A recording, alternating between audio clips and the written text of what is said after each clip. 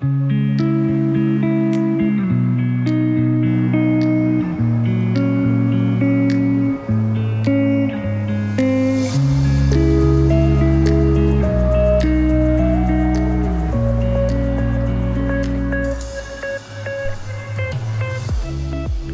witajcie ponownie w moim kolejnym mówionym teście. Tym razem krótko i zwięźle, bowiem do testu dostałem Australa z nowym napędem hybrydowym. Ten model już testowałem i w poprzednim filmie pokazałem dokładniej bagażnik i wnętrze, więc tych, którzy chcieliby to auto zobaczyć trochę dokładniej, odsyłam do materiału w komentarzu. W tym filmie skupię się na spalaniu wersji hybrydowej, a konkretnie 1.2 e-Tech Full Hybrid o mocy 200 koni mechanicznych z maksymalnym momentem obrotowym 205 Nm. Akurat te parametry w przypadku hybryd są trochę niespójne, bo wartości się nie sumują, a sami producenci często podają różne wartości.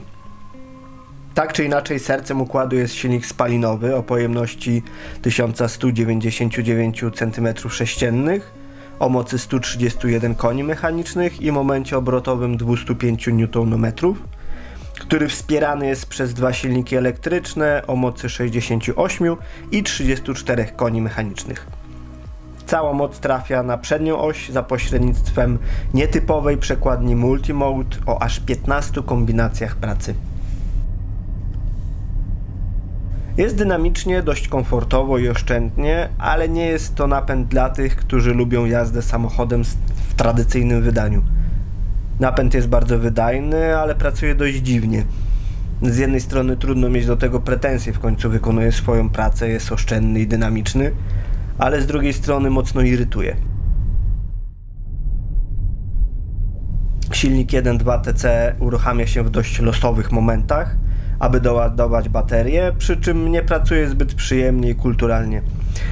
Ale jeśli ktoś chce jeździć oszczędnie, w sumie dość dużym autem, powinien się do tego przyzwyczaić. A jak przedstawia się spalanie? Zapraszam na krótką przejażdżkę po mieście, poza miastem i w trasie przy prędkości około 120 km/h. Każdy odcinek po około 10 km.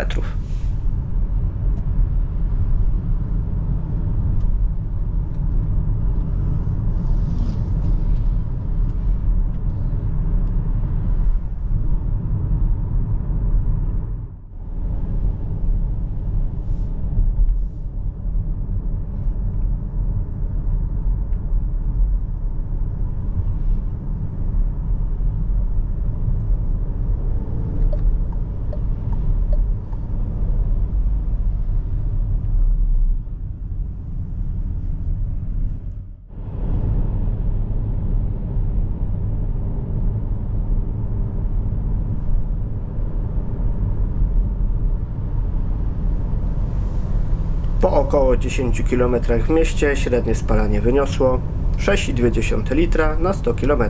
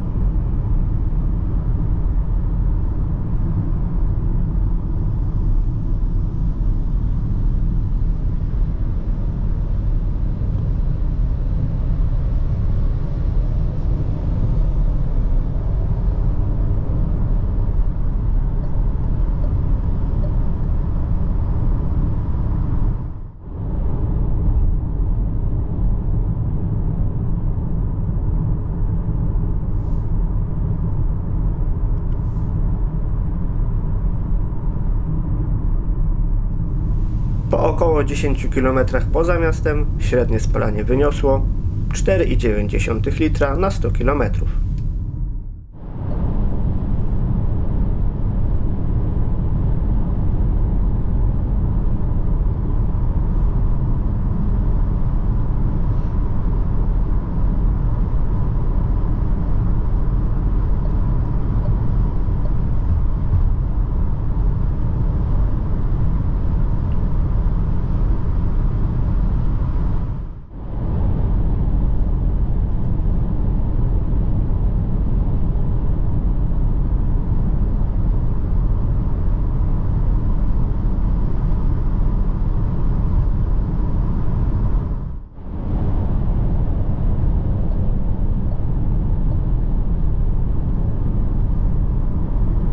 Po 10 km na drodze ekspresowej średnie spalanie wynosi 6,9 litra na 100 km.